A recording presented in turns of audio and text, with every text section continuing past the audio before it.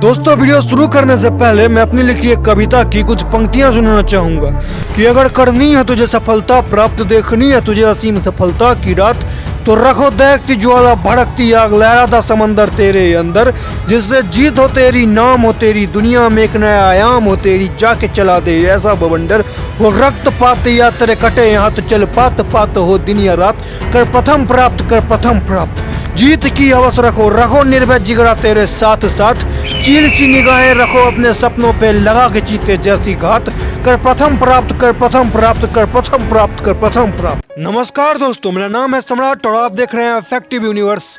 आज मैं आपको एक ऐसे व्यक्ति के बारे में बताने वाला हूं जिसका ट्रैफिक में टाइम वेस्ट हो गया तो उसने अंडरग्राउंड ट्रांसपोर्टेशन के बारे में सोचा और $1 मिलियन की कंपनी बना के खड़ी कर दी। जहां सदियों से लोग इसी धरती पर जन्मे और इसी धरती पर मरे, वहीं यह व्यक्ति मंगल ग्रह पर मरना चाहता है। एक ऐसा इंसान जिसने रॉकेट साइंस तक को भी खुद से पढ़कर सीख लिया और बैंकक्रप्ट होने में कुछ ही घंटे बचे थे कि सक्सेसफुली रॉकेट लॉन्च करके फिर से एक अरबपति बन गया। जी हाँ, मैं बात कर रहा हूँ दुनिया के सबसे अमीर बिजनेसमैन, इंजीनियर और इन्वेस्टर इलॉन मस्क की। तो चलिए जानते हैं कि कैसे एक साधारण सा दिखने वाला लड़का बना दुनिया का सबसे अमीर आदमी। इलॉन मस्क का पूरा नाम इलॉन रेवे मस्क है, जिनका जन्म 28 जून 1971 को पिता एरोल मस्क और मां मेई मस्क के यहाँ प्रिटोनिया, साउथ अफ्रीका में हुआ था। इलॉन मस्क के पिता एक इंजीनियर के साथ साथ एक पायलट भी थे और उनकी मां मेई मस्क एक मॉडल और डाइटिशियन है। इलॉन मस्क बचपन से ही पढ़ने में बहुत तेज थे और उनका कंसंट्रेशन पावर इतना ज़्यादा हाई था कि जब वो किताबें पढ़ते या कुछ सोचते थे तब वो आसपास की बातें सुन ही नहीं पाते थे, क्योंकि उनका ध्यान उन चीज़ों पर जाता ही नहीं था, जिसके कारण इलॉन मस्क के पेरेंट्स बहुत ज़्यादा परेशान थे और फिर उन्होंने डॉक्टर से कंसल्ट किया, जिसके बाद इलॉन के कान का ऑपरेशन कराया गया। लेकिन फिर भी इलॉन मस्क का हाल वही था। लेकिन बाद में सबको समझ में आया कि ये सब गड़बड़ी उनके कंसंट्रेशन लेवल के कारण हो रही है, क्योंकि इलॉन मस्क बचपन से ही पढ़ने में बहुत तेज थे और इन्हें किताबें पढ़ना बहुत पसंद था। इसीलिए अपने एज ग्रुप के बच्चों से बहुत ज़्यादा इंटेलिजेंट थे। इसीलिए बाकी के बच्चे इन्हें बहुत अजीब सा समझते थे और इन्हें बहुत बुली किया जाता था। एक बार तो इन्हें बुली करने वाले बच्चों ने इन्हें स्कूल के सीढ़ियों पर से ही धक्का दे दिया और तब तक पीटते रहे जब तक इलॉन मस्क बेहोश नहीं हो गए, और इसके कारण इलॉन मस्क को 14 दिनों तक हॉस्पिटल में एडमिट रहना पड़ा था। उस अटैक के कारण इलॉन मस्क को ऐसा इंजरी हुआ कि उन्हें आज भी कभी कभी सांस लेने में दिक्कत होती है।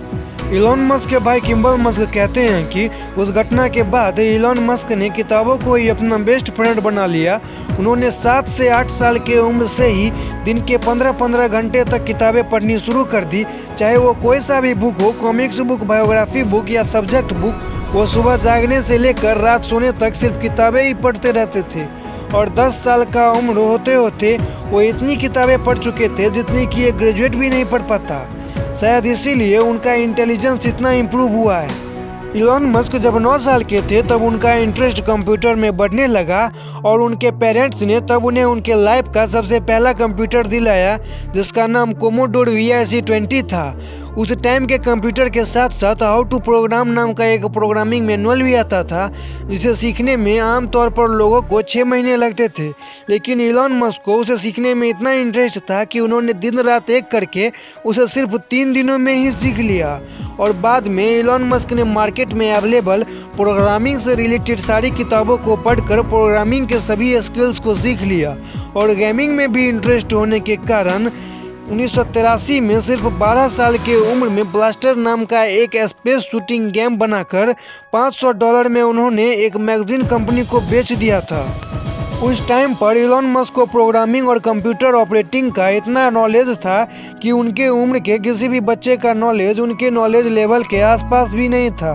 17 साल के उम्र में जब इलॉन मस्क ने कंप्यूटर एप्टीट्यूड नाम का एक टेस्ट दिया, तब उन्होंने इसमें इतना ज़्यादा मार्क्स ऑब्टेन कर लिया था कि उस यूनिवर्सिटी के इतिहास में कोई नहीं कर पाया था, क्योंकि एग्जामिनर ने और स्कूल के डायरेक्टर ने इतने मार्क्स कभी नहीं देखे थे। इसीलिए उन्होंने इलॉन मस्क को फिर से टेस्ट देने का नोटिस भेजा। 1988 में इलॉन मस्क कनाडा शिफ्ट हो गए और क्वींस यूनिवर्सिटी में उन्होंने ग्रेजुएशन की पढ़ाई शुरू कर दी। 2 साल वहाँ पढ़ने के बाद वो यूनाइटेड स्टेट ऑफ अमेरिका चले गए, क्योंकि वो बचपन से ही अमेरिका जाना चाहते थे और उन्हें लगता था कि US में बाकी सभी कंट्री से ज़्यादा अपॉर्चुनिटी अवेलेबल है और उस समय अमेरिका टेक्नोलॉजी के मामले में भी बहुत तरक्की कर रहा था और फाइनली 1992 में 20 साल की उम्र में उन्हें यूनिवर्सिटी ऑफ पेंसिल्वेनिया में एडमिशन मिल गई, जहां उन्होंने फिजिक्स में बैचलर ऑफ साइंस की डिग्री ली।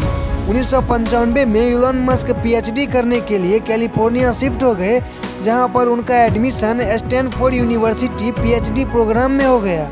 रिसर्च शुरू करने के दूसरे ही दिन स्टैनफोर्ड जैसी यूनिवर्सिटी को छोड़कर उन्होंने बिजनेस करने का प्लान बनाया। और क्योंकि इंटरनेट उस समय पूरी दुनिया में बहुत ही तेजी से फैल रहा था, इसीलिए इलॉन मस्क ने अपने भाई किम्बल मस्क के साथ मिलकर जिप्टू नाम की एक कंपनी खोली और प्रोग्रामिंग करके वेबसाइट बनाया, जिसमें लॉगिन करके लोग किसी भी लोकल बिजनेस के लोकेशन और उसका मोबाइल नंबर देख सकते थे। इस कंपनी में सिर्फ एक ही कंप्यूटर हुआ करता था, क्योंकि इनके पास दूसरा कंप्यूटर खरीदने के पैसे नहीं थे, और उसी कंप्यूटर से दिन के समय वेबसाइट चलती थी और रात के समय उस वेबसाइट पर काम किया जाता था। और फाइनली इनकी मेहनत रंग लाई और 1999 में कॉम्पैक ने जिप्टू कंपनी को $307 मिलियन यानी 23 अरब जैसी बड़ी रकम में खरीद लिया, जिसमें से इलॉन मस्क का हिस्सा $22 मिलियन यानी 150 करोड़ रुपये आया।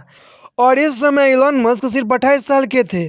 उन्होंने पैसों को अय्यासियों में न उड़ाते हुए एक ऑनलाइन बैंकिंग कंपनी खोलने का सोचा, जिसका नाम X.com रखा।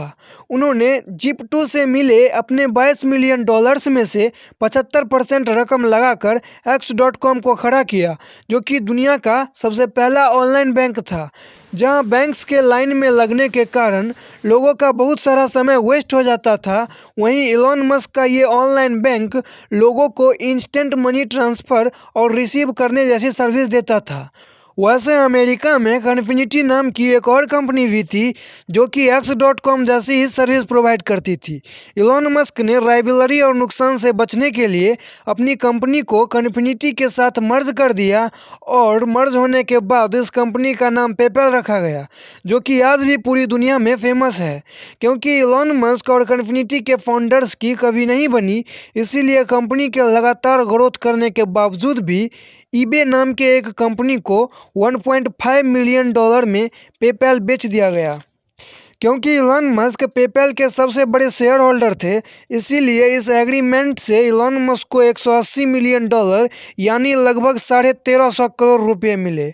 और इस वक्त इलॉन मस्क सिर्फ 30 साल के थे।